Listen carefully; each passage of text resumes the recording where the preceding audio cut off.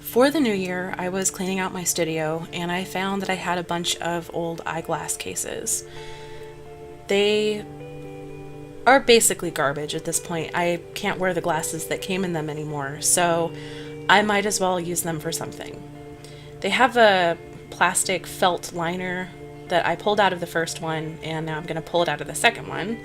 And that glue is still kind of fresh, so you might want to sand it off, but I just painted over it with this Ceramcoat paint.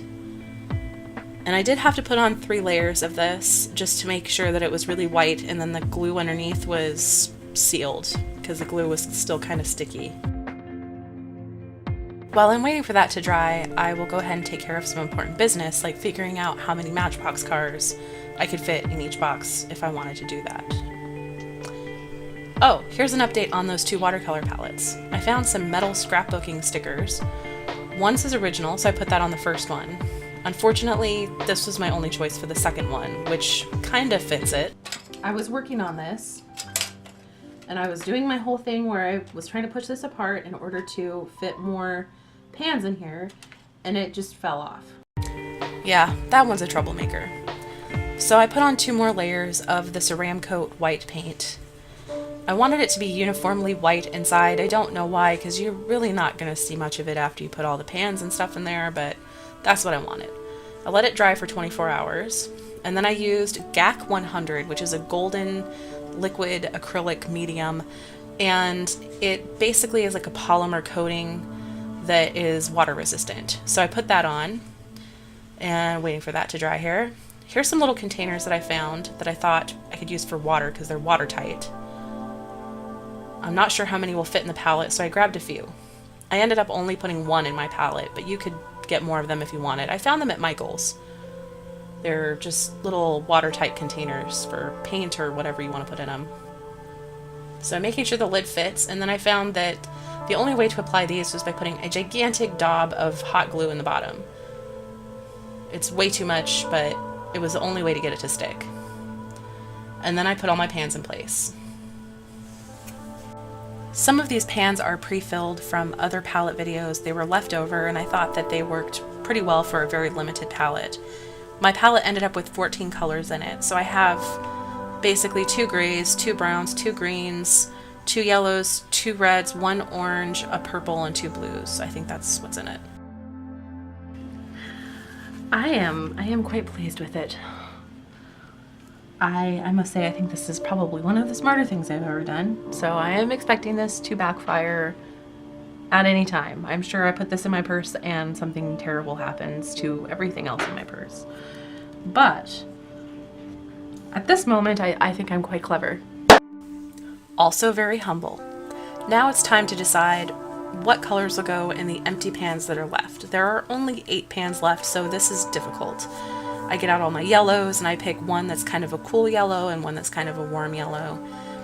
And then I get out some oranges and I choose an orange that granulates really nicely. It's not a super orange, like permanent orange, but it's got a nice golden color. Next is reds. I chose Mayan Red by Daniel Smith and Winsor Red Deep.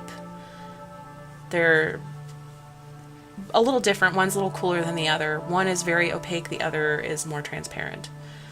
I initially was going to choose 2 violets, but then I realized I would only have room for 1 blue, and I use blue more than violet. Initially I had chosen different blues, but I noticed that one of them was actually out, so I had to choose 2 different blues. And I think I ended up with Marine Blue by Holbein and Phthalo Blue Green Shade from Daniel Smith. They're both fairly opaque blues, but they release really nicely, and so they will work really well for painting things that are light blue as well. Now that I'm filling these up, I'm sure this is your favorite part of the video because you all comment and tell me that how much you like this. I don't know what it is about this. This is so satisfying. People keep asking me if I can explain it, but I don't know why. It's just very satisfying for some reason. So now all my pans are full, and I'm moving on to the other box, which I've decided I'll use to hold tools.